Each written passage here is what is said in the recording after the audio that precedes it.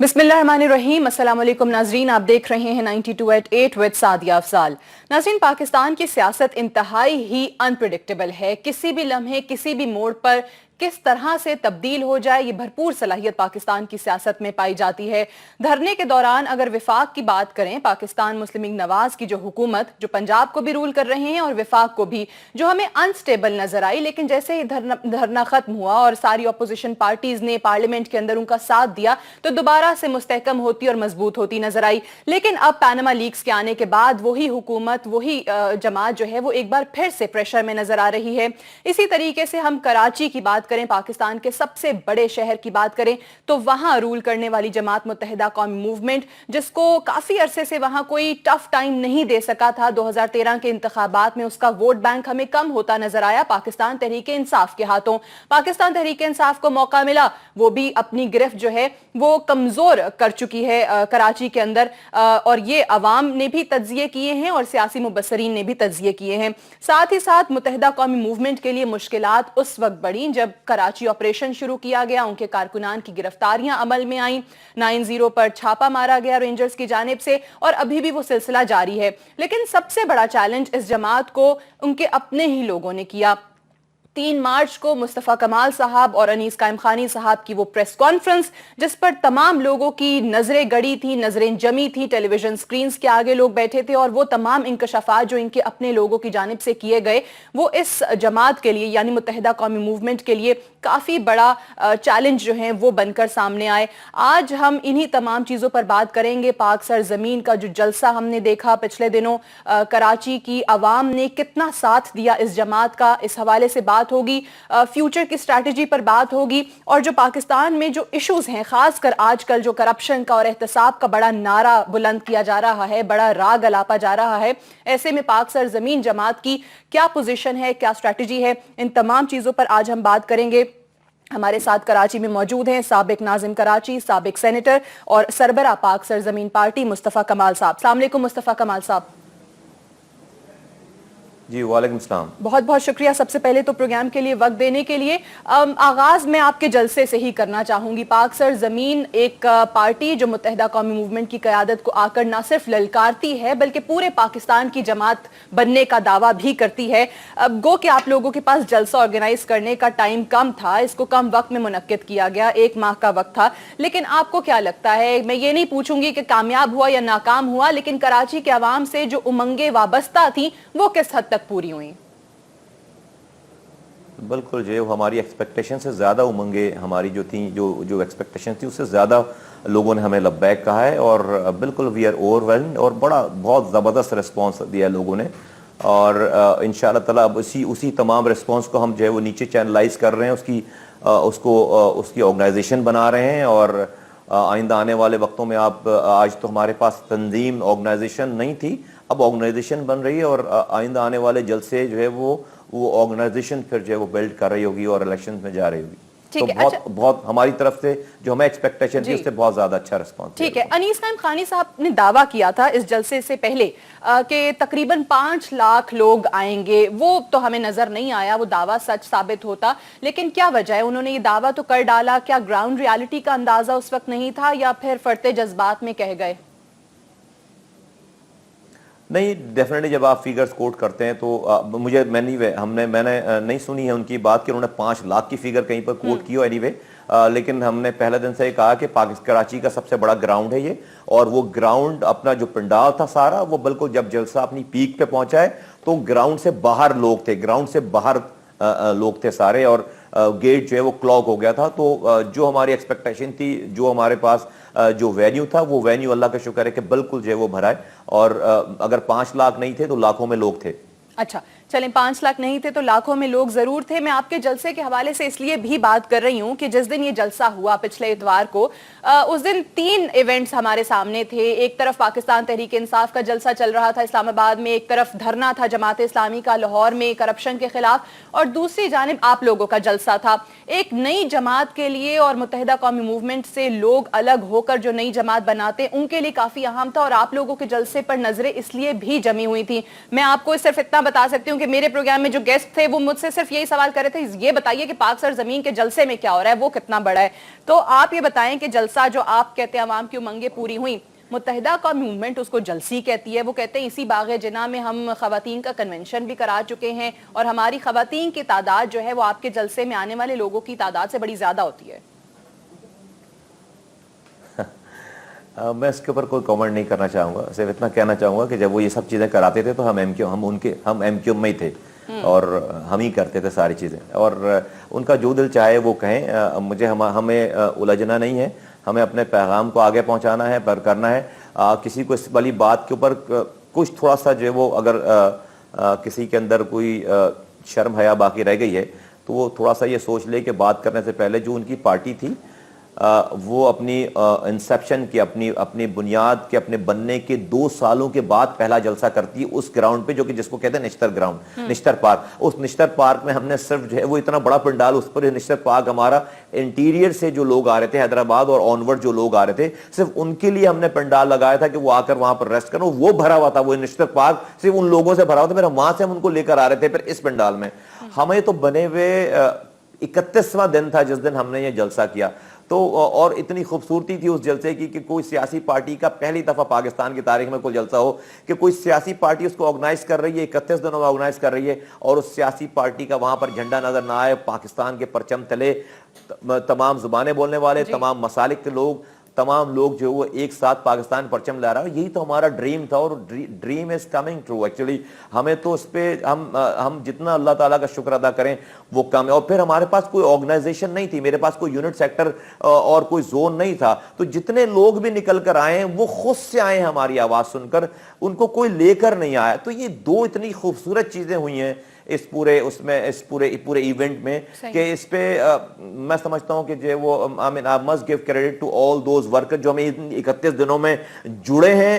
انہوں نے جس طرح سے محنت کی ہے، پنڈال سجایا ہے، انتظامات کیے ہیں، اور وہ لوگ بہادر لوگ جو میں خراج تحسین کے مستحق ہیں جو اپنے گھروں سے نکل کر اپنی فیملیز کو لے کر وہاں آئے اور انہوں نے اپنی سولیڈریٹی ہمارے ساتھ ظاہر کی اور پھر وہ واپس گئے. تو میں ان کو سلام پیش کرتا ہوں. صحیح، ورکرز کو آپ سلام پیش کرتے ہیں، انہی کو کریڈٹ بھی آپ دیتے ہیں. ایک چیز مصطفیٰ کمال صاحب، کیونکہ آپ کی جتنی باتیں میں نے سنی، جس طریقے سے پہلے دن پریس کانفرنس بھی ہوئی، پاکستان کی سیاست اور پیسہ یہ بڑی لازم و ملزوم چیزیں ہیں ہمارے ملک میں، اور یہ ڈائلما بھی ہے، کلمیہ بھی اس کو ایک طرح سے کہا جا سکتا ہے کہ جو مڈل کلاس ہے یا جو لوور کلاس ہے ان کو اتنی اپرچونٹیز نہیں ملتی. پاکستان کی سیاست کو دیکھتے ہوئے خاص طبقے کو اپرچونٹیز دی جاتی ہیں. سو یہ جو سیاست میں پیسے کا عمل دخل ہے، یہ جلسے کرانا، کیونکہ سوال اس جلسے پر بھی اٹھا کہ جی فنڈنگ کہاں سے ہوئی، آپ نے 20-25 کروڑ جو مانگے تھے وہ ضرورتیں پھر پوری ہو گئی تھیں آپ کی، کہاں سے پیسہ آیا؟ نہیں، 25 کروڑ کا تو میں نے نام نہیں لیا تھا. میں نے کہا تھا کہ 10 سے 15 کروڑ کے اخراجات ہیں جو ہم نے جو ہم نے کنسیو کر رکھے ہیں. لیکن ڈیفینیٹلی وہ 10 سے 15 کروڑ ہمارے پاس نہیں ہوئے.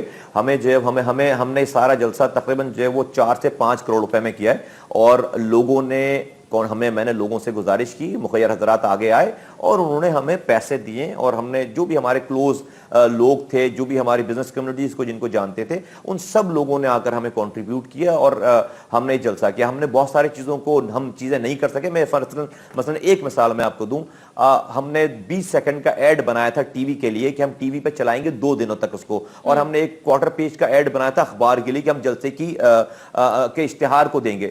وہ تمام چیزوں کا کہ اخراجات تقریباً 2.25 کروڑ روپے اس کے اخراجات آ رہے تھے. آپ دیکھیں کہ ہم نے ایڈ بنانے کے بعد، خوبصورت سا ایڈ بنانے کے بعد، ہم ٹی وی پہ 1 سیکنڈ کے لیے بھی اسے نہیں چلا سکے، اخبار میں 1 کالم کا بھی اشتہار نہیں دے سکے کیونکہ ہمارے پاس وہ پیسے نہیں تھے. اگر میں اس پیسوں کو سے پنڈال سجاتا، بسیں کرتا، چیزیں کرتا، یا میں اس کو جو ہے ایڈ میں دے دیتا ہوں، میرا 1 سیکنڈ کا جو ہے ایڈ نہیں چلا. اگر میں جبکہ ہماری زندگیوں کا یہ بہت اہم جلسہ تھا، ہماری لائف کا بہت اہم جلسہ تھا، ہماری اسٹرگل کا بہت اہم جلسہ تھا. اگر میں یہ ایڈ 2 دن اور چلاتا تو میں 20-25 ہزار کراؤڈ جو ہے وہ اور پل آؤٹ کرتا. لیکن ہم نہیں کر سکے، پیسوں کی نہیں ہونے کی وجہ سے، فائنینسز کے نہ ہونے کی وجہ سے. تو یہ سارا سلسلہ ہے. جس کو شوق ہے آ جائے میرے پاس، میں اس کو سارے ٹھیک ہے، تو آپ کو مخیر کہاں سے حضرات آ نے رہے ہیں آپ وہ نے بھی کہا بتا کہ دوں گا. 4 سے 5 کروڑ میں یہ جلسہ جو ہے آپ نے آرگنائز کرایا، ان لوگوں نے پیسے دیے. ایک جو بات آپ نے کر دی ہے وہ بڑی اہم اور بڑی دلچسپ بات ہے اور میرے دل کے قریب بات ہے، یہ جو سیاست اور پیسے کی بات کی. ایک بریک میں لے لوں اور بریک سے واپس آئیں گے تو مصطفیٰ کمال صاحب سے بات کریں گے کہ مخیر حضرات نے ایک جلسے کو تو فنڈ کر دیا، لیکن جن پولیٹیکل پارٹیز کا جس طریقے سے کہہ رہے ہیں کہ 20 سیکنڈ کا ٹیلی ویژن پر ایڈ نہیں چلا سکے، اخبارات میں نہیں دے سکے، تو جن جماعتوں کو چیلنج کرے گی یہ پارٹی یا جن جماعتوں کے ساتھ آنے والے دنوں میں مقابلہ کرے گی یہ جماعت، ان کے ایڈز آپ کو ٹیلی ویژنز پر بھی نظر آ رہے ہوتے ہیں، ان کے ایڈز آپ کو اخبارات میں بھی نظر آ رہے ہوتے ہیں، اور وہ اس بات کی دلیل ہیں کہ پاکستان کی سیاست سے یہ جو پیسہ ہے یہ اتنی آسانی سے جانے والا نہیں ہے. تو ایسے میں پاک سرزمین کس طریقے سے سروائیو کرے گی، اس پر بات ہوگی ایک وقفے کے بعد.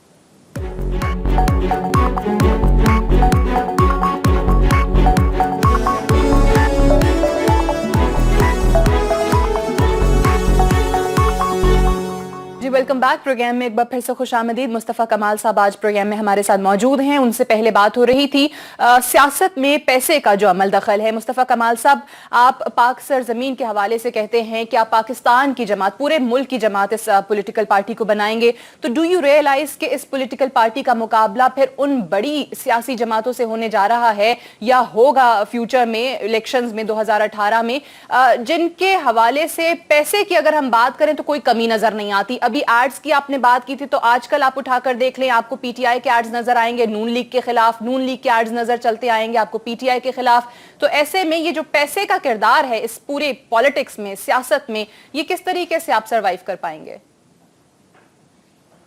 دیکھیں، پارٹیاں بڑی اور چھوٹی ہوتی ہیں لوگوں کی حمایت سے اور لوگوں کی حمایت نہ ہونے کی وجہ سے. ہم جو سمجھتے ہیں کہ جو ہمارا پیغام ہے اور جو ہمارا میسج ہے جتنی تیزی سے اور ایک ایک گھر میں جا رہا ہے، ہم سمجھتے ہیں کہ آئندہ آنے والے دنوں میں ہم بھی پاکستان کی بڑی پارٹیز میں سے ایک پارٹی ہوں گے انشاءاللہ تعالی. اور ویری سمپل، ہمارے پاس ہم ایک فنڈ، ڈیفینیٹلی ہمارا ایک اکاؤنٹ ہوگا، پارٹی کا ایک اکاؤنٹ ہوگا، وہ پبلش ہوگا. ہم اس کی جو ہے وہ تمام آڈٹ کرائیں گے، اس کی رپورٹ چھاپیں گے، اس کو ایکسس دیں گے، آن لائن ایکسس دیں گے، اور ہم لوگوں سے ریکویسٹ کریں گے کہ جو اس کے اندر اس پارٹی کے لیے کنٹریبیوٹ کرنا چاہتا ہے وہ خود سے کسی کے پاس جائیں گے نہیں. تو جتنا پیسہ ہوگا، جتنی چادر ہوگی اتنے پیر پھیلائیں گے. ہمارے پاس جتنا پیسہ ہوگا ہم اسی حساب سے جو ہے وہ اپنے اخراجات کریں گے، اپنی ایکٹیویٹیز چلائیں گے. ریسٹ آل ہمیں لوگوں کے پاس جانے کے لیے پیسہ نہیں چاہیے ہوگا. ہمیں صرف ایڈ، دیکھیں اگر ایڈ چلا کر پارٹیز نے بڑا ہونا ہوتا یا پارٹیز سے لوگوں کی حمایت آنی ہوتی تو پھر جو ہے وہ میں سمجھتا ہوں کہ پھر تو دنیا بھر میں کوئی تحریک اس طرح پھر چلتی نہیں. میں سمجھتا ہوں کہ لوگوں کی دلوں پہ حکمرانی کرنا، لوگوں کو اپنے پیغام پر اپنی طرف راغب کرنا، ان سے گفتگو کرنا، ڈائلاگ کرنا، وہ بہت اہم ہے. ایڈ جو ہے وہ یس ایک ایڈیشنل فیکٹر کریٹ کرتا ہے، لوگوں کو ایک اویئرنیس دیتا ہے، لوگوں کی کو ایک ریکال کراتا ہے، بٹ آپ صرف ایڈ پیسہ لگا کر ہی جو ہے وہ آپ پارٹی کو بڑا یا چھوٹا نہیں کر سکتے. ٹھیک ہے. اچھا، اب یہ آپ کہتے ہیں کہ آپ کو پوری امید ہے کہ جس طریقے سے یا جس پیس کے ساتھ آپ چل رہے ہیں، آپ کی جماعت چل رہی ہے، وہ بہت جلد بڑی جماعتوں میں اس کا شمار ہوگا، اور عوام کی وجہ سے کوئی جماعت بڑی یا چھوٹی ہوتی ہے. 2018 کے الیکشن میں کیا بھرپور حصہ لے گی پاک سرزمین پارٹی، اور جس تیزی سے، جس طریقے سے آپ کی ٹیم جو ہے ابھی وکٹیں گرا رہے ہیں، کیا وہی وکٹیں ہمیں 2018 کے الیکشن میں بھی گرتی نظر آئیں گی؟ جی بالکل، ہم 2018 کے الیکشن میں بھرپور طریقے سے حصہ لیں گے، لیکن جہاں تک وکٹیں گرانے کی بات ہے، آپ یقین کریں ہماری کوئی انٹینشن کسی کے وکٹ گرانا نہیں ہے. ہم ماسس کے اوپر کام کر رہے ہیں. میرے لیے کوئی نوٹیبلز الیکٹیبل جو ہے وہ سپریم نہیں ہے یا امپورٹنٹ یا میرا ٹارگٹ آڈینس نہیں ہے کسی اور کے مقابلے میں. نہیں، ہم لوگوں کے اوپر، لوگ پاکستان کے لوگ ہمارے ٹارگٹ آڈینس ہیں. ہم نوجوانوں کے، جب ہم اب تک ہم نے اپنی پہلی کیبنٹ اسی لیے نہیں بنائی ہے کہ ہم صرف پرانے لوگوں کے اوپر اپنی کیبنٹ نہیں بنانا چاہتے، اپنی سینٹرل کیبنٹ نہیں بنانا چاہتے. ہم تمام زبانیں بولنے والے، تمام زبانوں سے تعلق رکھنے والے نئے لوگوں کے اوپر، نئے اور پرانے نئے لوگوں کی زیادہ تعداد ڈال کر، ہم بھلے ان کو ایکسپیرینس نہ ہو لیکن ہم اپنے ساتھ اپنے برابر کے عہدوں پہ رکھیں گے انہیں، اور وہ ایکسپیرینس حاصل کریں گے. ہم ان کی پہلی کیبنٹ بنانا چاہتے ہیں. تو ہمارا टारगेट पाकिस्तान के लोग, पाकिस्तान के नौजवान, पाकिस्तान के जो है वो प्रोफेशनल, पाकिस्तान के पढ़े लिखे लोग और पाकिस्तान के तमाम लोग हमारा टारगेट ऑडियंस हैं। तो हम किसी की विकटें गिराने नहीं आए। ठीक है, आप कहते हैं किसी की विकटें गिराने नहीं आए हैं। आप ही का एक आपसे मंसूब किया गया एक बयान, क्योंकि आप यहाँ खुद मौजूद हैं, आप उसकी तस्दीक या तरदीद कर सकेंगे। आज टेलीविजन चैनल्स की जीनत बन रहा था टिकर्स की सूरत में कि मुस्तफा कमाल साहब ने ये कहा है कि जी जितनी विकटें गिरनी थी गिर गई, अब ग्राउंड खाली हो चुका है। तो एक तो ये फरमाइएगा कि ये वाकई आपने कहा और इससे क्या मतलब अखज़ किया जाए? नहीं, मैंने कोई बयान नहीं दिया इस तरीके का। और जो वो अगर मजाक में चलते फिरते कहीं कोई बात हुई होगी तो I don't know, but I did not make any statement. इस हवाले से कोई स्टेटमेंट आपका नहीं है, ठीक है, कर रहे होते, क्योंकि आज ही पढ़ा तो बेहतर था आपसे पहले पूछ लिया जाता। फारूक सत्तार साहब कुछ अरसा पहले हमारे शो में थे, मुस्तफा कमाल साहब, और वो ये कहते हैं कि जी 2018 की तो बात ही ना करे पाक सरजमीन पार्टी, क्योंकि 2018 से पहले ही ये बहुत जल्दी थक चुके होंगे। फारूक भाई को जो है वो ये बात कहनी है, जाहिर सी बात है वो जहाँ की नौकरी कर रहे हैं वहाँ पे, तो उनको अगर ये वाली बातें ना करें तो उनको जो है प्रॉब्लम हो जाएगी। वैसे ही बेचारे इतने अताब में रहते हैं वहाँ पे, जब भी मैं उनको मजलूम मासूम कहता हूँ। ये वैसे आज क्लियर कर दीजिएगा कि बड़ा वो पंजाबी में कहते हैं कि हथौला रखा हुआ है आपने फारूक सत्तार साहब की जानिब, तो ये क्या वजह क्या है? बाकी सबको तो बड़ा आप कहना चाहिए कि सब पे तनकीद हो रही होती है, बट जब फारूक सत्तार साहब का नाम आता है तो सारे आपकी पार्टी के लोग जो है वो उन्हें सलाम करने लग जाते हैं। एक तो हम किसी पे तनकीद नहीं कर रहे बहुत ज्यादा, आप देखेंगे तो नहीं लगेगा, लेकिन फारूक भाई का मैं बिल्कुल क्लियर कर देता हूँ। फारूक भाई इतने मजलूम आदमी है, मासूम आदमी है, उनके साथ अल्ताफ हुसैन साहब जो कर रहे हैं उसके बाद किसी को और कुछ करने की गुंजाइश रह नहीं जाती। क्या कर रहे हैं तो सुबह शाम दोपहर जो है वो उनको वो अभी मैं क्या बताऊं, फारूक भाई बड़े हैं, गालम गलोज हो रही होती है उनके साथ, डांट टपट हो रही होती है उनकी, अल्लाह माफ करे किस किस्म की गालियां जो है वो बक रहे होते हैं अल्ताफ हुसैन साहब। अब तो वीडियोस मौजूद हैं, ये प्रेस क्लब के बाहर उनको ढूंढ रहे थे और जिस नाम से जिस तरह से गाली देकर उनको जो है वो ढूंढा जा रहा था, अल्ताफ हुसैन साहब लाइन पे थे। उसके बाद मुस्तफा कमाल या कोई भी उनके से हमदर्दी कर सकता है, चाहे फारूक भाई कुछ भी करें। तो फारूक भाई को इसी तनख्वाह पे काम करना है, फारूक भाई की मजबूरी है और उनकी एम्बिशंस हैं, हम जानते हैं बहुत सारे एम्बिशन। फारूक भाई भी खैर इसलिए सारी चीजें जो है वो बर्दाश्त कर रहे हैं। वहां पे उनपे इतना ही जुल्म हो रहा है मुस्तफा कमाल साहब, आपकी बात को ही अगर सच समझ कर मैं अगला सवाल कर सकूं कि उन पर इतना जुल्म हो रहा है, गालम गलोच, और इतने सीनियर मेंबर हैं पार्टी के, इतने अरसे से वाबस्ता हैं, तो फिर वो पार्टी छोड़ के आप लोगों की तरफ क्यों नहीं आते? वो भी अपना शुमार बागियों में क्यों नहीं करते?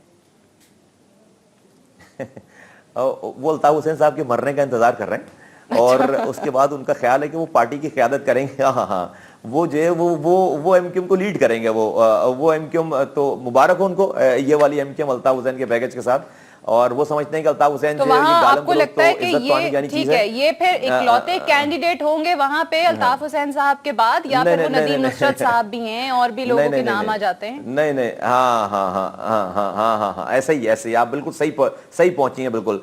तो वहाँ पे 4-5 कायद हैं आज ना, जो कि अल्ताफ हुसैन साहब की ये सारी जो है वो चीज़ों को समझ जो है बर्दाश्त कर रहे हैं, सिर्फ इसलिए कि द मोमेंट उनकी आंख बंद हो और ये अपने अपने तौर पर समझते हैं कि ये जो है वो ये कायद हैं सारे लोग, तो इसलिए सारी चीज़ें बर्दाश्त करें। लेकिन इनको अंदाज़ा नहीं है अल्ताफ साहब जो है उस एमक्यूएम को इस काबिल ही नहीं छोड़ेंगे अपने जाते जाते तक कि ये किसी कोई चीज़ छोड़ेंगे नहीं, एमक्यूएम नाम की चीज़ या पार्टी नाम की चीज़, कि जिसके ऊपर ये कि कायद बन सके या क़यादत बन सके। ये जानते हैं ये लेकिन पता नहीं शैतान ने इनके ऊपर गलबा हासिल कर रखा है, उसकी क़यादत कर सके। लेकिन बिलफर्ज हाइपोथेटिकल क्वेश्चन ही है कि नदीम नुसरत साहब या किसी और के हाथ अगर क़यादत चली जाती है और फारूक सत्तार साहब जो हैं वो फिर रह जाते हैं, उनको कुछ उनके हाथ नहीं आता, तो फिर तो उनके पास मेरा ख्याल है आपकी जानिब आने के अलावा कोई चारा बचेगा नहीं। लोगों को एक्चुअली इन लोगों ने ना भेड़ बकरियां समझ रखा है। लोग समझते हैं कि जिस तरफ जो है वो रेवड़ को जो है वो हाँक देंगे लोग चलेंगे। और भाई लोग जो है वो बहुत बाशऊर हैं, लोग आज इस एमक्यूएम के कायद को मानने के लिए तैयार नहीं है, इनके लिए खड़े होने के लिए तैयार नहीं है। ये फारूक सत्तार को और नदीम नुसरत को कौन मानेगा? तो लोगों को समझते, लोगों का बेड़ा गर्क कर दिया इन्होंने, रॉ का एजेंट बना दिया पूरी कौम को, पूरी मुहाजिर कौम को इन्होंने जो है वो जाहिल बना दिया है, उनको बदतहजीब बना दिया है, पूरे उर्दू बोलने वालों को इन्होंने जो है वो एक सिक्योरिटी रिस्क कर दिया पूरे पाकिस्तान में। آج کسی کو جاب نہیں مل سکتی, کسی کو سینسیٹیو پوسٹ پہ جو ہے وہ جگہ نہیں مل سکتی. یہی اردو بولنے والا مہاجر جرنیل بھی بن رہا تھا, جج بھی بن رہا تھا, پڑھ لکھ بھی رہا تھا, بزنس بھی کر رہا تھا. آج دنیا بھر سے جو ہے وہ یہ رات میں تقریر کرتے ہیں, مہاجر صبح جو ہے وہ شرم سے سر جھکائے پھر رہا ہوتا ہے. یہ سمجھتے ہیں لوگوں کو انہوں نے کچھ کیا نہیں, شہر کچرے کا ڈھیر بن گیا, اسپتالوں میں دوائیاں نہیں ہیں, لوگ مارے جا رہے ہیں یہاں پر, یہ پارکس جو ہے وہ اجڑ گئے. یہ کہتے ہیں یہ لیڈری کریں گے. بھائی لوگ کیا بھیڑ بکریاں ہیں؟ لوگ یہ پتہ نہیں کس دنیا میں رہ رہے ہیں, یہ آسمانوں پہ رہ رہے ہیں. ان کو اصل میں ان کے اوپر شیطان غالب آیا ہوا ہے, ان کو نظر ہی نہیں آتا آگے. ان کی آنکھوں پہ اللہ تعالیٰ نے پردے ڈال دیے ہیں, پٹیاں باندھ دی ہیں. ان کو ابھی میں کیا بتاؤں کہ بس یہیں تک رہنا چاہیے. ان کو اندازہ نہیں لوگوں کے سینٹیمنٹس کا. اور ابھی ہم ہیں نا, ہمارے ساتھ لوگ جو باتیں کر رہے ہیں, وہ جو لوگوں کے جذبات ہیں, ٹھیک ہے, وہ آپ کہہ رہے ہیں کہ ان کو اندازہ نہیں ہے لوگوں کے سینٹیمنٹس کا, لیکن ان سینٹیمنٹس کا کیا کریں؟ وہ عوام جو لوگ ان کو الیکشنز میں ووٹ ڈالتے ہیں, ووٹ آج بھی پڑتا ہے, وہ ریلائزیشن پھر کب ہوگی؟ اب نہیں پڑ رہا نا, اب نہیں پڑ رہا نا. ابھی تو الیکشن سے فارغ ہوئے, یہ 7.5% ووٹ ہے, ہمیں آئے ہوئے ابھی مہینہ ہوا ہے. ابھی دیکھیں آگے آگے کیا ہوتا ہے. لوگوں کے پاس 7.5%, ان کی بننے کی 30 سالہ تاریخ میں سب سے لوئسٹ ٹرن آؤٹ ہے. تو ابھی تو ہمیں, اور جبکہ کوئی ان کے آگے کھڑا ہونے والا نہیں تھا, تو ابھی تو دیکھیں. اور پھر میں کہتا ہوں سعدیہ, دیکھیں میں اس والی بات پہ بحث نہیں کرتا, میں کہتا ہوں پورے پاکستان سے ان کو جو ہے وہ لوگ ووٹ دے دیں. تو کیا اس بیس پہ مصطفیٰ کمال اپنی بات کو چینج کر لے گا یہ دیکھ کر کے لوگوں کی حمایت آ گئی ان کے ساتھ؟ نہیں, میں سچ بولنا نہیں بند کروں گا. میں جو سچ سمجھتا ہوں, مجھے کسی انسان سے سرٹیفکیٹ نہیں لینا ہے, مجھے قبر میں اپنا حساب خود دینا ہے. میں جو سمجھتا ہوں, جو سوچ کر آیا ہوں, میں اور انیس کام خانی, ہم یہ پورے پاکستان سے بھی الیکشن جیت جائیں, میرے خیالات چینج نہیں ہونے والے ان کے لیے. مجھے مر کر اپنی قبر میں خود جواب دینا ہے. ٹھیک ہے, آپ کے خیالات چینج نہیں ہوں گے. ایک بریک اس نوٹ پر لیتے ہیں. مصطفیٰ کمال صاحب بریک سے واپس آئیں گے تو ہمارے ساتھ موجود ہوں گے اور کچھ اور اہم سوالات جو ہیں وہ ان کے سامنے رکھیں گے. Stay tuned.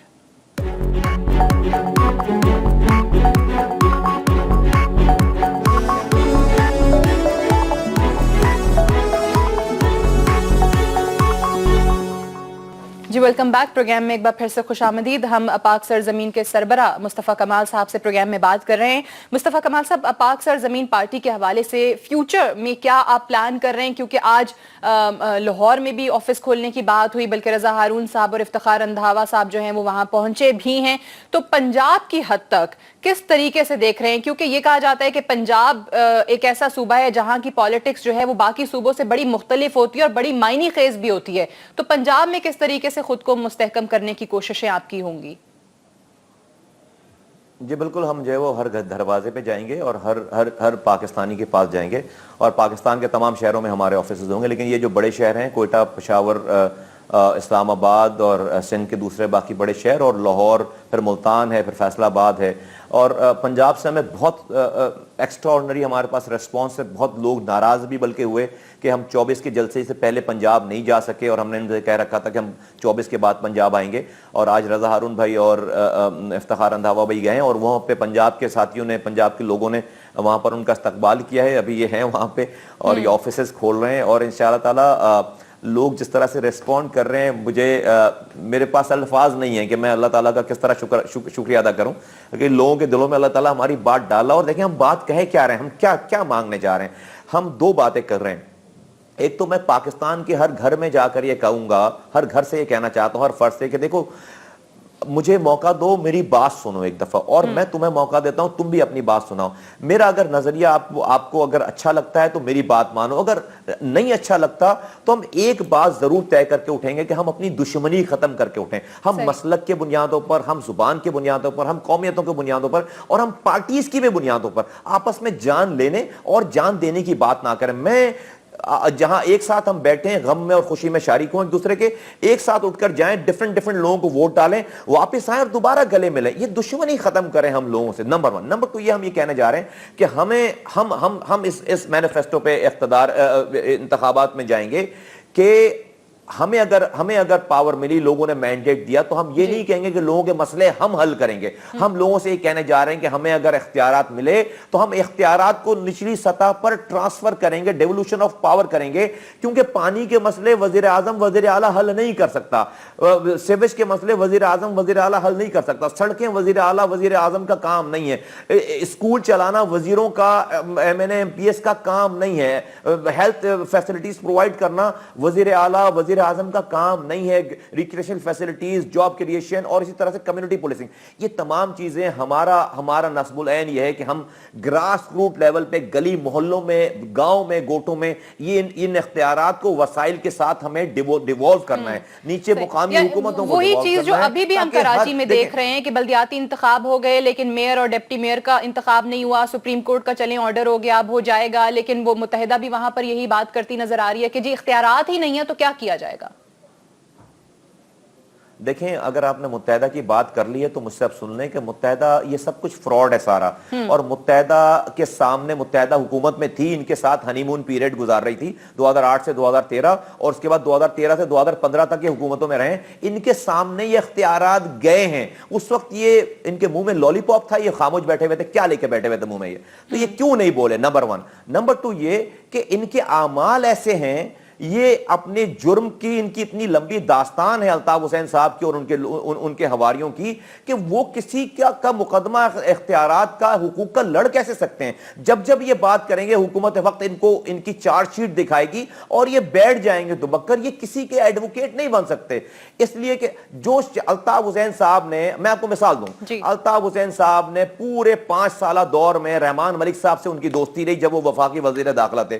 رحمان ملک صاحب سے انہوں نے وہ 5 سالوں میں اگر کوئی جاب حاصل کیے, کوئی مراد حاصل کیے, تو وہ اپنے بھائی اور اپنے بہنوئی کے لیے کینیڈا میں پاکستان کی ایمبیسی میں جو نادرا کا آفس ہے اس میں الطاف حسین صاحب نے 2 جابز حاصل کی ہیں, اپنے بھائی کے لیے, چھوٹے بھائی کے لیے اور اپنے بہنوئی کے لیے. اب وہ آدمی رحمان ملک یا ان کی پارٹی کے آگے کیسے زبان کھول سکتا ہے؟ اس نے اپنے کارکنوں کی بات نہیں کی, اس نے اپنے شہداء کی فیملیز کی بات نہیں کی, ان کو کراچی کا کوئی آدمی نظر نہیں آیا جس سے رحمان ملک سے کہہ کر 4 جابیں لے لیتے, جس کو ایئرپورٹ پہ لگا لیتے, ایف آئی اے میں لگا لیتے. آئی بھی ان کے انڈر میں تھی رحمان ملک صاحب کے ساتھ, اتنی دوستی تھی الطاف حسین صاحب کی. اگر مانگا تو اپنے بھائی اور اپنے بہنوئی کی نوکری مانگی.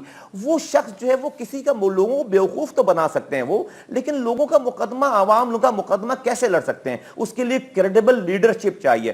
ہم 2001 کے بھی لوکل گورنمنٹ کی بات نہیں کر رہے, ہم آج کا تو بالکل فراڈ ہے. ہم وہ بات کر رہے ہیں کہ اقتدار, دیکھیے جمہوریت مجھے پاکستان کے دروازوں کے, گھروں کے دروازوں کے باہر چاہیے, مجھے جمہوریت پاکستان کی گلیوں میں چاہیے, مجھے ایڈمنسٹریشن پاکستان کی گلیوں میں چاہیے. آپ کو میں ایک مثال دوں, دیکھیے سندھ میں 42,000 اسکول ہیں, 42,000 سرکاری اسکولوں کا نگراں جو ہے وہ ایجوکیشن منسٹر ہے, اس کے نیچے سب بیوروکریسی اور اس کے اوپر وزیر اعلیٰ ہیں. 2 افراد جو کہ لوگوں کا اکاؤنٹیبل ہیں, وہ 42,000 اسکول کیسے چلائیں گے؟ کیسے اس کا جو ہے وہ اس کے حالات چینج کریں گے؟ تو اس سسٹم میں دیکھیں, لوگ کرپشن کی بات کرتے ہیں, اگر ایک یونین کاؤنسل میں تمام اختیارات ہوں تو جو لوگ اس یونین کاؤنسل میں رہنے والے لوگ ہیں ان کے ہاتھ ہی نیب کے ہاتھ بنیں گے. اگر کوئی یونین کاؤنسل کا ناظم یا کاؤنسلر کرپشن کرتا ہے, اگر اس کے پاس دواؤں کے اختیارات ہیں, اسپتالوں کے اختیارات ہیں, اسکولوں کے اختیارات ہیں, اپنے علاقوں کے پارکس اور سیوریج پانی, اس کی بات کر رہا ہوں میں. کوئی کشمیر کا مسئلہ حل کرنے کے اختیارات نہیں مانگ رہا نیچے, میں کوئی آپ ان ریئل ایشوز کی, ٹھیک ہے, وہ ایشوز جو کہنے میں یا شاید ہمارے سیاسی جماعتیں, سیاستدانوں کے جلسے جلوسوں میں جن کا صرف ذکر تو کیا جاتا ہے لیکن حل کی جانب کوئی اقدامات نہیں لیے جاتے, مسئلہ کچھ بھی ہو سکتا ہے, پرائیورٹیز کا ہو سکتا ہے, یا پھر اس پر کبھی توجہ ہی نہیں دی گئی ہے. آپ جو بات کر رہے ہیں, آپ کی پارٹی کا جو منشور ہے یا وہ چیزیں جو آپ ساتھ لے کر جا رہے ہیں عوام کے پاس, اور اب آپ کہتے ہیں کہ پورے ملک میں اپنا پیغام جو ہے وہ پھیلائیں گے. ایک سٹیٹمنٹ ہے فاروق ستار صاحب کا, آپ, میں بلکہ سوال نہیں کر رہی, میں تو کہوں گی کہ مجھے سمجھا دیجئے کہ سٹیٹمنٹ کا مطلب کیا ہے اگر آپ کو سمجھ آیا. وہ کہتے ہیں کہ جی آپ کی پارٹی جو ہے وہ آ تو گئی لیکن ایک یہ بچہ پارٹی ہے جس کے کان میں جو اذان ہے نا وہ ہم ہی دیں گے. اس کا کیا مطلب ہوا؟ میں اس سے پہلے مجھے 1 منٹ دیتی ہیں آپ, میں ایک سے گفتگو کروں اس جو پہلے والے کانٹیکسٹ سے جڑی ہوئی بات ہے. فرض کریں میں آج تھر میں آپ دیکھتی ہیں اور پاکستان کے لوگ دیکھتے ہیں کہ بچے صرف پینے کا پانی ان کو نہیں مل رہا ہے, وہ مائیں بچوں کو پینے کا پانی صاف نہیں پلا سکتی اور ان کے ہاتھوں میں بچے ان کے مر رہے ہیں. ہر سال جو ہے وہ ہزاروں لوگ جو ہے وہ لقمہ اجل بن رہے ہیں, ان کو نیوٹریشن نہیں ہے, ان کو غذا نہیں ہے. मैं उस मां को जाकर ये नारा लगा सकता हूं कि मैं कश्मीर का मसला हल कराने के लिए आया हूं, मैं सऊदी अरब फौज भेजने के लिए आया हूं, मैं अमेरिका से ताल्लुकात ठीक कराने के आया हूं। जो मां अपने बच्चे को पानी साफ नहीं पिला सक रही, आप डायलेमा देखें इस मुल्क का, डाइकोटमी देखें कि एक तरफ जो है वो ये पोलियो के वैक्सीन की ड्रॉप पिलाने वाली जो कि हेल्थ वर्कर्स हैं, उनको देने के लिए तनख्वाहें नहीं है 6 महीने से, लेकिन हम $2 बिलियन के मैस ट्रांजिट को बना सकते हैं। मतलब एक तरफ थर में बच्चों को पीने का साफ पानी नहीं है, लेकिन हम जो है वो अरबों हजारों अरब रुपए के जो है प्रोजेक्ट बना सकते हैं। ये फ्रॉड है, सारा कुछ ये फ्रॉड है। मैं कहता हूं कि मुझे बड़ा लीडर नहीं बनना, मुझे अमेरिका, रूस, चाइना की बातें नहीं करनी भाई, मुझे पानी की बात करनी, मुझे छोटा लीडर बनना है। मुझे लोगों के पानी के, सीवरेज के, सॉलिड वेस्ट मैनेजमेंट के, लोगों की जॉब के मसाइल को हल करना है। मुझे बड़ी बड़ी बातें बैठकर टीवी पे नहीं करनी। तो मैं तो यही मैसेज लेकर जाऊंगा। अब बात कर लेते हैं फारूक सत्तार साहब के उस बयान के ऊपर। फारूक सत्तार साहब को पूछिए कि उनको खुद भी समझ में आई ये वाली बात जो बात कर रहे हैं, और मेरे पास तो इसका इतना जबरदस्त जवाब है, मैं आपको एम्बेरस नहीं करना चाहता। आपका लाइफ पोएम है कि मेरे जुबान से बात निकलेगी तो फिर आप जो है, चूंकि मेरा आपसे के साथ पहला ये पोएम है, कभी मैं आपको जो है रिकॉर्डिंग में इस वाली बात का जवाब दूंगा, और उसमें फिर आपके पास ये हाथ में होगा आपके कि आप इसको एडिट कर लें या सारी चीजें कर लें। फारूक सत्तार साहब की हिस्ट्री मैंने आपको बता दी। वो मासूम है, मजलूम है। वो आपको मैंने बता भी दिया इससे पहले वाले सवाल में कि भाई वो सुबह शाम दोपहर जो अल्ताफ हुसैन साहब के साथ वो कर रहे हैं, जो उनके साथ अल्ताफ हुसैन साहब कर रहे हैं, जिसकी ऑडियोज और वीडियोज भी अब लोगों को भी मौजूद है, उसके बाद फारूक भाई का डेफिनेटली दिमागी तवाज़ुन तो आप कहते हैं उनको खुद भी ये समझ नहीं आया होगा। ठीक है, लेकिन अब वो इतने मजलूम है, इतने मासूम है, तो उन्हें डरा कौन रहा है फोन करके, या उनके दीगर कारकुनों को जमात के, वो कहते हैं ख्वाजा इजहार भी जिक्र करते हैं कि पता नहीं किन नंबरों से लोग फोन कर देते हैं, पाक सरजमीन के लोग फोन करते हैं, और दीगर पता नहीं कहां किस का वो नाम लेते हैं। ये नहीं बताते कि ऑब्वियसली किस शख्स ने किया, लेकिन ये जरूर कहते हैं कि पाक सरजमीन ज्वाइन करने का कहते हैं, वफादारी तब्दील करने का कहते हैं। तो क्यों डरा रहे हैं आप मजलूम और मासूम लोगों को? अच्छा, मजे की बात है। मैं आपको चैलेंज करता हूँ, इन सब लोगों को बुलाएं, बोला अपना फोन लेकर आओ। हेलो, आवाज आ रही है आपको? जी आ रही है। इन सब लोगों को बुलाएं और मुझे बुला, इनको बोला अपना फोन लेकर आओ। मैं इनको बोलता हूँ कि जो है वो अपने फोन दिखाओ कि कॉल जो है वो नहीं, वो फारूक सत्तार साहब ने कहा वो अननोन नंबर से आई थी, वो प्राइवेट नंबर था, ऊपर नंबर नहीं आया। वो अननोन वो नंबर, ये पहले कॉल करते हैं, इनकी मिस कॉलों के ऊपर वो जवाब दे रहे होते। सब लोग एजेंसी से सेटअप में, ये सुबह शाम दोपहर उनको कॉलें करते हैं कि भाई हमारी बातों को सीरियस मत लेना, अल्ताफ हुसैन साहब का जो है वो हिसाब किताब ठीक नहीं है, वो जो बोलते हैं उससे हमें रिलेट नहीं करना। ये सब सेटिंग में, ये सब लोग ये वही सारी बातें कर रहे हैं जो जिनको कॉलें जा रही, जिन्होंने खुद मिस कॉलें की हुई हैं, उनको उनकी कॉलें आती हैं। ये अपना फोन दे दें आपको जरा 1 मिनट के लिए, और आप देख लें कि इनकी आउटगोइंग कॉल कितनी है और इनकी रिसीविंग कॉल कितनी, नंबर 1। लेकिन मैं ये मसला हल कर देता हूं, चूंकि आपने सवाल किया। मैं इनको कहता हूं भाई साहब आप इतने अच्छे नहीं हैं, आप जो एक लिस्ट देके हम मुझे वो कोई आपके लिए यहां पर बैठे पड़े हुए हैं कि इंतजार करें ना करें, आप एक लिस्ट दे दें जिनको कॉलें आ रही, जिनको आप समझते हैं इनको बड़ा खतरा है। मैं ऐलान कर देता हूं आप समेत के जो है वो हम इनको लेंगे नहीं अपनी पार्टी में, तो फिर तो कोई कॉल नहीं कर सकेगा ना। मैं पब्लिकली ऐलान कर देता हूं, अब क्या मसला है फिर? मसला खत्म है फिर। ठीक है, चलें, आप कहते हैं लिस्ट दे दें और फिर आप कह देंगे इनको कोई कॉल नहीं जाएगी। एक ब्रेक ले लेते हैं, ब्रेक से वापस आते हैं। मुस्तफा कमाल साहब हमारे साथ मौजूद हैं। नहीं, कॉल नहीं, कॉल नहीं, मैं कह रहा हूं कि भाई हम इनको लेंगे नहीं, कॉल हम करवा रहे हैं। कि वो कहते हैं आप लिस्ट दे, आप ये कह रहे हैं कि उन लोगों की लिस्ट दे दें जिनको कॉल्स आ रही हैं, और आप जो है वो लिस्ट आप जहन में रखेंगे, अपनी पार्टी अपनी टीम के साथ शेयर करेंगे, और उन लोगों को आप अपनी पार्टी में नहीं लेंगे। एक ब्रेक लेते हैं यहाँ पर, और ब्रेक से वापस आएंगे तो जरा पैनामा लीक्स का मामला भी मुस्तफा कमाल साहब के सामने रखेंगे कि करप्शन और एहतसाब जिसके चर्चे हैं, जिसको लेकर मुहिम चलाने की बात कर रही हैं पॉलिटिकल पार्टीज, ऐसे में पाक सरजमीन पार्टी कहां स्टैंड करती है, एक वक्फे के बाद।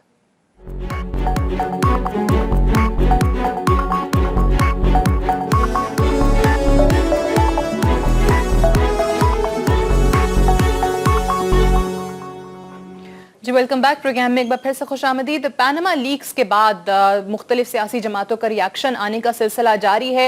कल इमरान खान साहब का जलसा भी है लाहौर में। इसके अलावा कल से जमात इस्लामी भी करप्शन के खिलाफ अपनी मुहिम का आगाज करना जारी, मुल्क गिर एहतजाज का ऐलान भी कर चुकी है। पीपल्स पार्टी ने आज जलसा किया, बिलावल भुट्टो जरदारी ने कोटली में, और उन्होंने भी इस मामले पर हुकूमत को आड़े हाथों लिया। मुस्तफ़ा कमाल साहब, मैं आपसे जानना चाहूंगी कि जो इतना बड़ा मसला है इस मुल्क का, करप्शन, और खासकर पैनामा लीक्स, वज़ीर आज़म के बच्चों के नाम आ जाना, सरमाया बाहर होना, ऑफशोर कंपनियों के अंदर होना, इस पे पाक सर जमीन का क्या मौक़िफ़ है?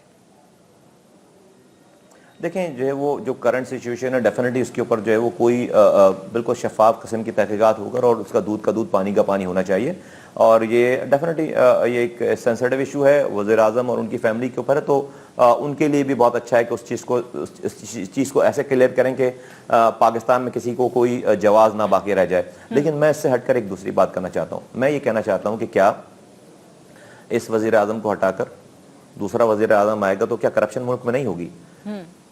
मुझे कोई जवाब नहीं, इसलिए कि आपका निज़ाम ऐसा है कि आपने over centralised way of management है आपके। आप क्या करते हैं कि आप एक ही वज़ीर आज़म, वज़ीर आला, मिनिस्टर को सारे इख्तियारात पहले देकर, सारे पैसे उसके डिस्पोजल पे देके, और उसके बाद कहते हैं कि आप बिल्कुल आज़ाद हैं, जो चाहें करें, आप सैकड़ों हजारों अरब रुपए खर्च करें, कोई पूछने वाला नहीं है, कोई नीचे का कोई सिस्टम नहीं है, कोई डिवोल्यूशन नहीं है। और उसके बाद जब वो सारी चीजें कर लेता है, उसे डेफिनेटली जब उसके पास आप उसकी कैपेसिटी से ज्यादा ओवर सेंट्रलाइजेशन करेंगे तो वो मिसमैनेजमेंट करेगा, मिसमैनेजमेंट होगी, ब्यूरोक्रेसी खाएगी, लीकेजेस होंगी, सारी चीजें। उसके बाद जब वो कर लेता है तो आप उसके पीछे नैब लगा देते हैं। पाकिस्तान में ये ड्रामा 70 सालों से चलता चला आ रहा है, ये सोल्यूशन नहीं है, किसी को हटा से काम नहीं चलेगा। निजाम ही इस तरह का है जो करप्शन को सपोर्ट कर रहा है, और इदारे ऐसे आपको बनाने पड़ेंगे। यस, इदारे नहीं मैडम, आपको इन सारी इख्तियारात को और वसाइल को नीचे ग्रास रूट लेवल पे लाकर डिस्ट्रीब्यूट करना पड़ेगा, बजाय इसके कि 100 रुपए एक आदमी खर्च करे, 10 लोग 10 रुपए खर्च करें, जहां का वो पैसा। एक मिसाल दूं मैं आपको छोटी सी, अगर आपके पास टाइम हो। सिंध के अंदर सिर्फ एजुकेशन में 42,000 स्कूल हैं, ठीक है, 42,000 स्कूल हैं। उसकी अकाउंटेबिलिटी किसके पास है? एक चीफ मिनिस्टर के पास और एक वजीर तालीम के पास। उसके नीचे सारी ब्यूरोक्रेसी के लोग हैं, और 400, 500, 600 लोग मिलकर ये सारे काम देखते हैं। मुझे बताइए, 2 लोग जो कि अकाउंटेबल हैं लोगों के आगे, वो 42,000 स्कूल कैसे चला सकते हैं? ठीक है, और क्यों करप्शन नहीं होगी वहां पे? सही है, ये काफी वैलिड नुक्ता है, काफी वैलिड आपकी एग्जांपल भी है इस हवाले से कि आप अकाउंटेबिलिटी का निजाम बेहतर बनाने की बजाय आप कह रहे हैं कि अगर इस्तीफा आ जाए तो उससे हल नहीं निकलेगा। वो अगला वजीर आजम, आप कहते हैं अगला कोई इंसान आएगा उस पोस्ट पे, वो भी वही काम करेगा। एक आखिरी मामला मुस्तफ़ा कमाल साहब आपके सामने मैं यहाँ इस प्रोग्राम में सवाल के जरिए रखना चाहूंगी, क्योंकि पिछले दिनों ये एक वीडियो आई और ये पता चला कि जी डॉक्टर इमरान फारूक कत्ल केस का जो मुल्जिम है खालिद शमीम, उसने एमक्यूएम को आड़े हाथों लिया। एमक्यूएम ने कहा कि जी हमारा तो मीडिया ट्रायल हुआ है, उन्होंने तरदीद कर दी। रजा हारून साहब का उन्होंने नाम लिया, रजा हारून साहब के हवाले से जो बात की उन्होंने तरदीद कर दी। लेकिन मैं यहाँ चाहती हूँ, क्योंकि आपकी मौजूदगी का फायदा उठाते हुए, कि आपकी जात के हवाले से जो बात हुई है आप उस पर क्या कहना चाहते हैं। लेकिन उससे पहले ये जरा सुन लीजिएगा कि आपका नाम लेकर उसने कहा क्या था। मैं मुस्तफ़ा कमाल साहब से अपील करना चाहता हूँ, जो कि मतलब के एमक्यूएम के साहब का मतलब कि कराची के मेयर हैं और साहब का सेनेटर हैं। उनसे मैं अपील करना चाहता हूँ कि मैं इस वक्त थोड़ा मुश्किल में हूँ, मुझे उनकी मदद की ज़रूरत है। तो मादी का एहसान का बदला मैं उनसे गुजारिश करूँगा कि मादी का जो एहसान था उसका बदला अगर देना चाहें तो मुझे मेरी मदद करके उसका बदला उतार। मुझे इस्लामाबाद में रिहाइश की ज़रूरत है, जहाँ मैं हाउस अरेस्ट की एप्लीकेशन दे सकूँ। हाँ, इस वक्त मलिक रियाज साहब के साथ काम कर रहे हैं, और मैं ख़ुद आपके लिए कोई मसला नहीं है कि इस्लामाबाद में मेरे लिए रिहाइश इंतज़ाम करना।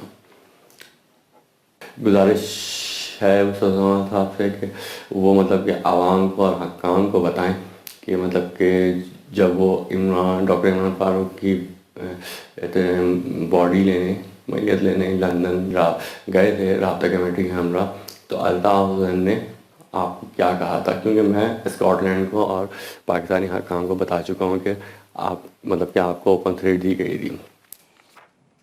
جی خالد شمیم نے جو کہا مصطفیٰ کمال صاحب سے بہتر کوئی شخصیت نہیں ہے جو اس حوالے سے کلیریفیکیشن دے سکے. مصطفیٰ کمال صاحب دو چیزیں, ایک تو وہ رہائش اور کہہ رہے ہیں اسلام آباد میں چاہیے, آپ مدد کر دیں, ماضی کا کون سا احسان تھا جس کا بدلہ اتارنے کی بات کر رہے ہیں, وہ کہتے ہیں آپ کے لیے تو مسئلہ ہے نہیں, آپ ملک ریاض صاحب کے ساتھ کام کر رہے ہیں.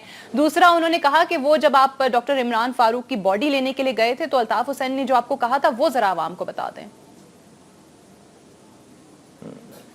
میں اس سے پہلے یہ جس دن آئی تھی ویڈیو اس کے بعد میں اپنا یہ سٹیٹمنٹ دے چکا ہوں. جی ایکچولی یہ بات سنگل کسی ایک دو لفظ پہ نہیں ہوگی ساری, اس کا ایک پورا ایک بیک گراؤنڈ اگر میں بات کروں گا تو اس کی پوری ایک جو ہے وہ چیز ہے.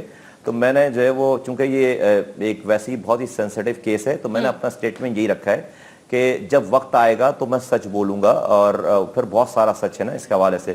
تو ابھی ایٹ دس مومنٹ جو ہے وہ میں اس پہ کامنٹ کرنے سے قاصر ہوں, اور میرا اس کے اوپر جو ہے وہ اس وقت کوئی کامنٹ نہیں. ابھی دیکھیں آگے کیا ہوتا ہے, یہ کیس چل رہا ہے, ساری چیزیں ہو رہی ہیں.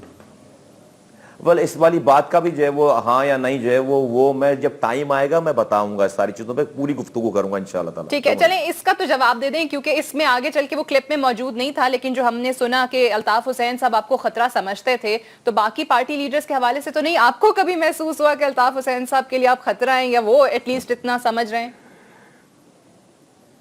یہ پورا ایک سبجیکٹ ہے, آپ کو 2-4 پروگرام کرنے پڑیں گے اس کے لیے. مجھے ایک لائن میں جواب کیوں لیتی ہیں اس کا؟ اچھا, اس کا مطلب ہے کہ آپ کو کئی بار یہ محسوس ہوا. نہیں میں یہ نہیں کہہ رہا ہوں, بالکل اس کا یہ مطلب رائٹ. چلیں بہت بہت شکریہ مصطفیٰ کمال صاحب, آج پروگرام میں ہمارے ساتھ موجود رہے. پاک سرزمین کیا کرنے جا رہی ہے, ان کا منشور کیا ہے, اور آنے والے دنوں میں کیا لاہے عمل ہے, اس حوالے سے ان سے بات ہوئی. آج کے لیے اتنا ہی. I'll see you tomorrow انشاءاللہ. اجازت دیجیے, خدا حافظ.